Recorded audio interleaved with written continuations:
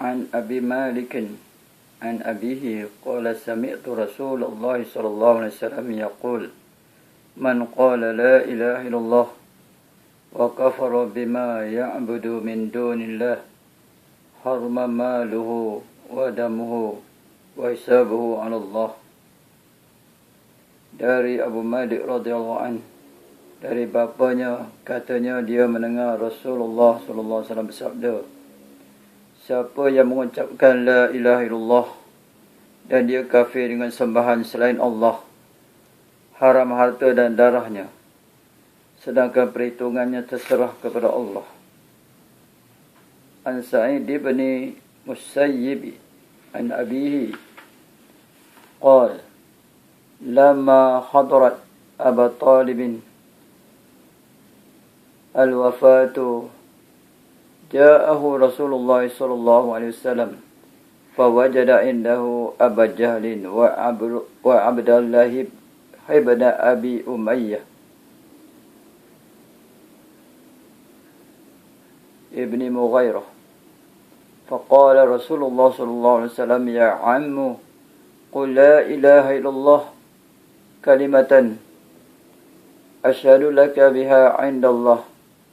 Faqala Abu Jahlin wa Abdullah ibn Abi Umayyah ya Aba Talib atarghabu an millati Abdul Muttalib.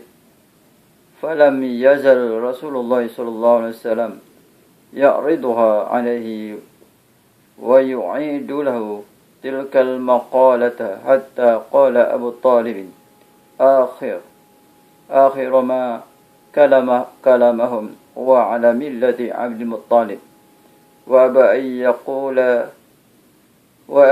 yaqula la ilaha illallah. Faqala Rasulullah sallallahu alaihi wasallam amma wallahi la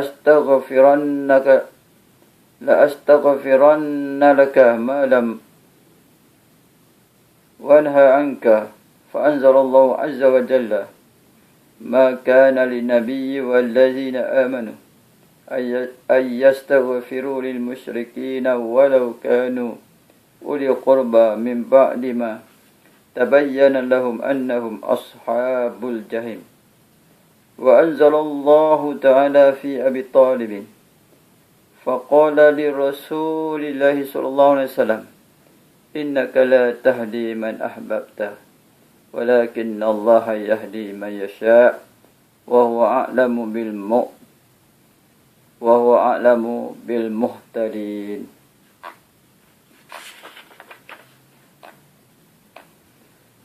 Dari Sa'id bin Musayyab radhiyallahu anhu, dari bapanya, katanya ketika Abu Talib hampir meninggal, Rasulullah SAW datang mengunjunginya.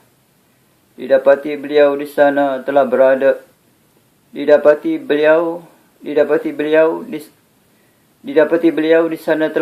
Abu Jahal dan Abdullah bin Abi Umayyah bin Mughirah. Sabda Rasulullah SAW, wahai bapa saudaraku, ucapkanlah la ilaha illallah, iaitu sebuah kalimah yang aku akan menjadi saksi bagi kau nanti di hadapan Allah. Karena itu Abu Jahal dan Abdullah bin Abi Umayyah berkata, hai Abu Talib, bencikah engkau kepada agama Abdul Muttalib? Rasulullah SAW terus saja mengajarkan dan mengulang-ulang ucapannya itu. Tetapi akhirnya Abu Talib mengatakan kepada mereka bahawa dia tetap memeluk agama Abdul Muttalib dan enggan mengucapkan la ilaha illallah. Sabda Rasulullah SAW, demi Allah, akan kumohonkan ampun bagi engkau selama aku tidak dilarang melakukannya. Lalu Allah Azza wa Jalla menurunkan ayat yang bermaksud tiada layak bagi Nabi dan bagi orang-orang yang beriman memintakan ampun kepada Allah bagi orang-orang musyrik, walaupun orang-orang musyrik itu kaum kerabatnya, setelah nyata bagi mereka bahawa orang-orang musyrik itu penghuni neraka. Surah Taubah ayat 113. Kemudian Allah Azza wa Jalla menurunkan pula ayat yang bertalian dengan peristiwa Abu Talib. Firman Allah SWT kepada Rasulullah SAW yang bermaksud, sesungguhnya engkau tidak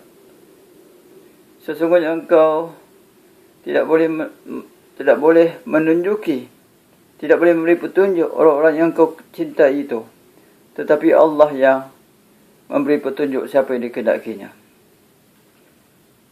Dan dia lebih tahu siapa yang patut mendapat petunjuk. Saya ulangi, sesungguhnya engkau tidak boleh menunjuki orang yang paling engkau cintai itu, tetapi Allah yang menunjuki siapa yang dikehendakinya. Dan dia lebih tahu siapa yang pantas, yang patut mendapat petunjuk. Surah Al-Qasas ayat 52. An Abi Hurairah qala Rasulullah sallallahu alaihi wasallam li'ammihi qul la ilaha illallah ashhadu laka biha yawmal qiyamah qala laula an tu'ayyirani Quraish yaquluna innama hamalahu ala zalikal jaza'u la aqrartu biha aynaka fa anzalallahu innaka latahdi man ahbabta walakinna Allah yahdi man yasha. Dari Abu Hurairah radhiyallahu anhu katanya Rasulullah sallallahu alaihi wasallam bersabda kepada bapa saudaranya, ucapkanlah la ilaha illallah, aku menjadi saksi bagi kau nanti dari kiamat terhadap ucapanmu itu.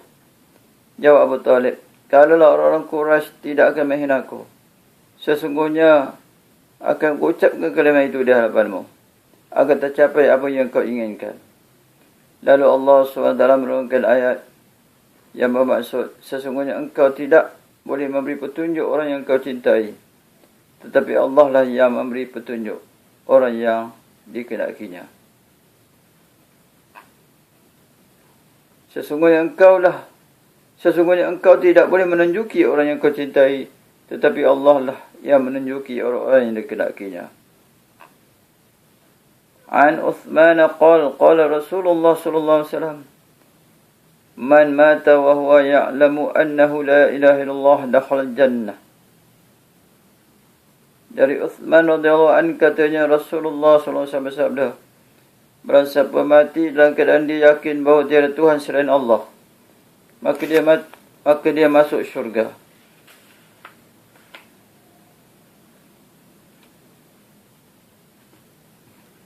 Alhamdulillah. Tadi kita telah membaca beberapa hadis tentang peristiwa meninggalnya bapa saudara Nabi sallallahu alaihi wasallam, iaitu Abu Talib. Dan Nabi sangat menginginkan supaya Abu Talib ini mengucap la ilaha illallah, tiada Tuhan melainkan Allah, suatu yang sebelum dia membuskan nafas yang terakhir.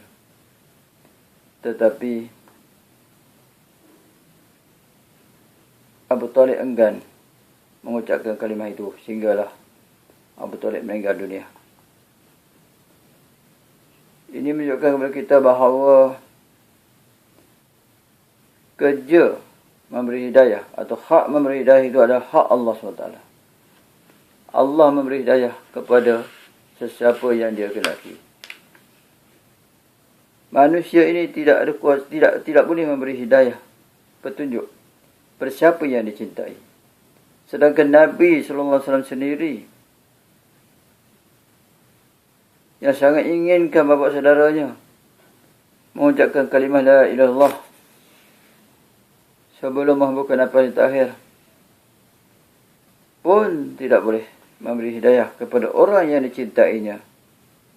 Apalagi kita. Kerja kita hanya mengajak manusia kepada la ilaha illallah. Bukan kerja kita memberi hidayah.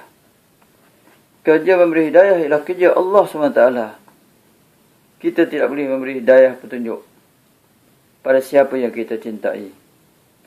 Seperti mana firman ya Allah, seperti mana firman Allah, yang telah kita bacakan tadi, innaka la tahdi man ahbabta walakinnallaha yahdi man yasha. Sesungguhnya engkau tidak boleh menunjuki sesiapa yang kau kasih, dan tetapi Allah menunjuki sesiapa yang dia kehendaki. Jadi kerja kita ni sebagai umat Nabi Muhammad sallallahu alaihi wasallam ialah kerja Nabi Muhammad sallallahu alaihi wasallam, iaitu mengajak manusia supaya berkata la ilaha illallah, tiada Tuhan melainkan Allah. Itu saja. Tugas kita hanya menyampaikan kalimah la ilaha illallah, supaya manusia berkata la ilaha illallah, tiada Tuhan melainkan Allah. Bukan kerja kita memberi taufik, dan bukan kerja kita memberi hidayah atau petunjuk kepada manusia. Memberi petunjuk itu kerja Allah. Itu hak Allah. Sesiapa yang dia nak beri petunjuk hidayah. Kerja kita menyampaikan. Bertabligh. Menyampaikan kalimah Allah SWT kepada manusia.